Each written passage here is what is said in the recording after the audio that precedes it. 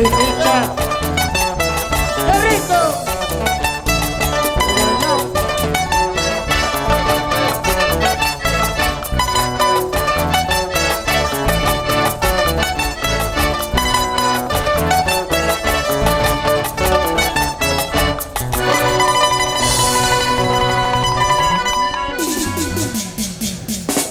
Muchas gracias.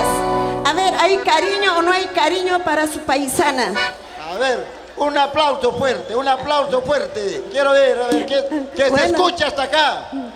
Hasta con Bapata. Claro que sí. Bueno, muchísimas gracias, señor Augusto, por darnos la oportunidad de cantar a mis paisanos de Combapata. La verdad, el día de hoy quería encontrarme con mis paisanos de Tactabamba, de Chosecane, o de Chilcane, de arriba de Mozoyacta, Acopía, de la misma manera de Chiara, Guantura. Creo que ellos están presentes aquí, aunque no nos conocemos. Un fuerte abrazo para cada uno de ustedes. Para el señor mayordomo de Chijacupe, también nuestro saludito.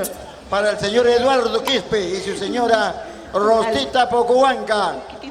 El próximo 13 estamos de aniversario de Chajacupe. ¿O no, Eduardito? Claro que sí. También, Ay. mi querido Justo Linares, hermano de mi corazón, muchas gracias. Pero no te molestes, hermano. Un abrazo desde acá. Gracias. Bueno, no se molesten, nuestros amigos de Pampacalasaya, de Maranganí, de Soltera, Onocora, a ver, Pampamarca, nos dicen Sicuani, Pamparque.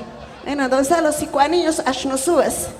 El día de hoy, bueno, ya viene la fiesta de Maranganí. Muchísimas gracias, señores paisanos combapatinos. Hemos escuchado nuestra música de la provincia de Canchis.